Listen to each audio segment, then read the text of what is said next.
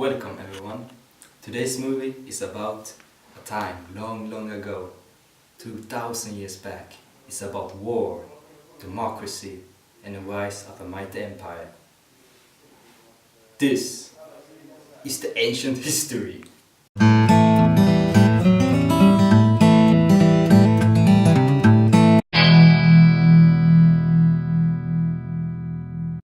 But before that, we shall talk about the prehistoric history, which had its end 10,000 years before Christ.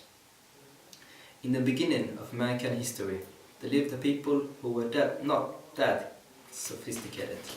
They lived in small tribes out in the forest. They had no Xbox, no language, no internet. They lived a boring life. However, let's have a closer look. Come on everyone. The cavemen had to do just 3 things in their lives.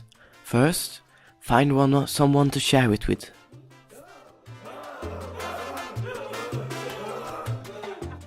And then hunt for food. When they'd done all of that, they could have sex. Or they just skip that and have a baby instead.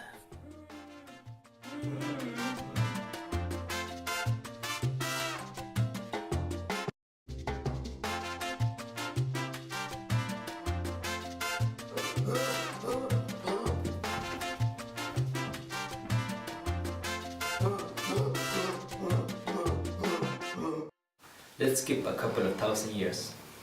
As time went by, tribes went together to build the mightiest civilization ever seen by man. One of the first was the ancient Greek. The most important part was slave work. Almost all the Greek cities were built by the slaves, because the Greeks were known for hard work as their philosophy. Work was for the slaves and thinking was for the Greeks. Slave workers built huge temples and buildings. A white marble color made buildings more beautiful than anything seen before. Known building as Parthenon was built at that time. A great reason why the Greeks could develop so fast was because they could early communicate, example by writing. It made the collaboration and work much more efficient. The Greeks began to colonize great parts of Europe, grew larger and more powerful. The Greek leaders lived like kings. They had great parties.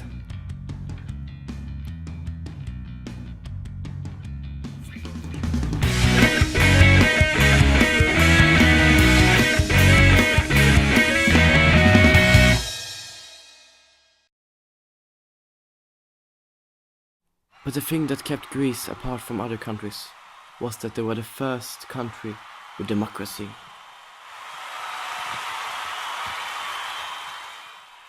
But not democracy as you know it, because slaves couldn't vote. Young boys couldn't vote.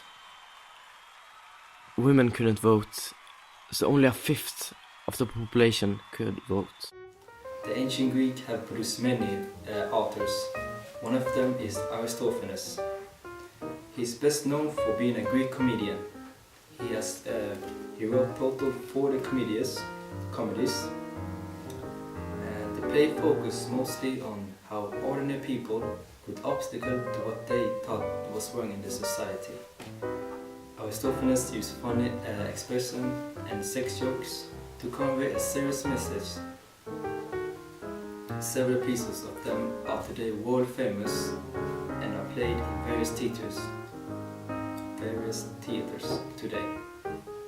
Another famous author was Aeschylus, and he wrote about up to 19 dramas and tragedies. The theaters center on what controls and influences a person. His message was to avoid revenge and bloody battles that was common during that time. He wanted to live peacefully in a society that was ruled by justice, law and good citizens. One of the big entertainments during this time in Greece were the theater.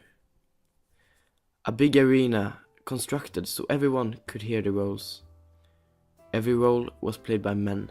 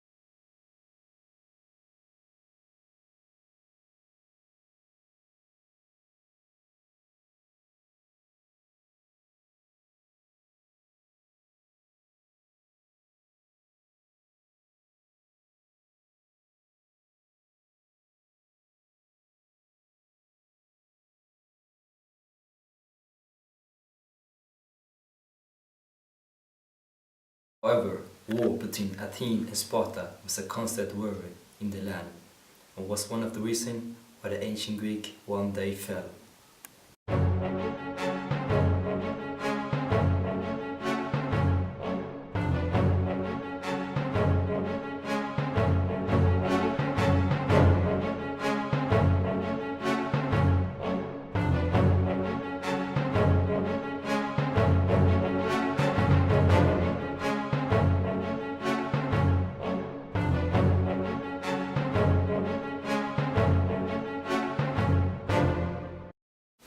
Julius Caesar was one of the most important men in ancient Rome. He was born like 100 before Christ, and then he passed all his life studying for being a political man. He has a lot of roles in the Roman world, and then he has a sort of group called Triumvirate with other two men, Pompeo and Crasso, and then he go to have a war in Spain. And when he come back, he pass a river called Rubicon, and this is against law. So when he pass this river, started the civil war, and we killed the other man, his against man, and he became a sort of leader of Rome He was a very important man because he made a lot of things about politics and innovation about war and other things. And then he was murdered, but his son during a reunion of the most important people in Rome, he was murdered because they think that he is too important and too power, and then he died.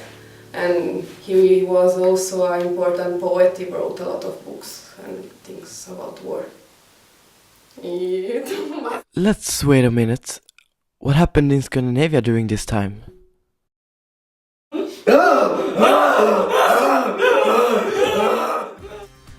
But let's not forget the Olympic Games, where the strongest men in the country fought for prizes, the women, and for the honor. Yes, the Olympic Games started in Greece long before Jesus was born. The difference from today's Olympics was that there were only a few sports: running, jumping, and throwing were the main events. Every Greek in the country wanted to come here and see this great entertainment. And yeah, they were naked.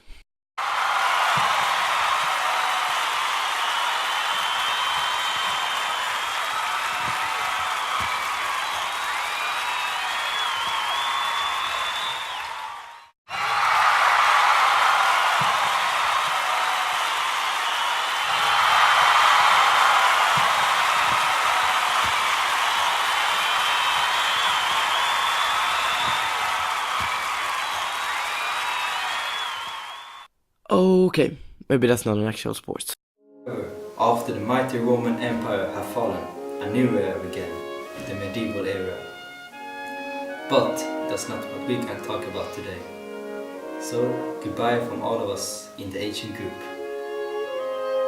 And Mary.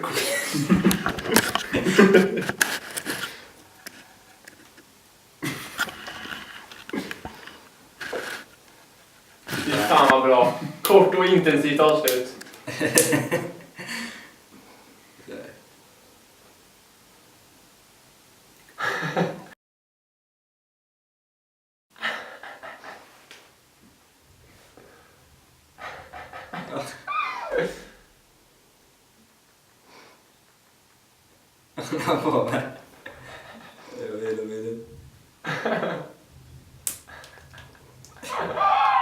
Okej.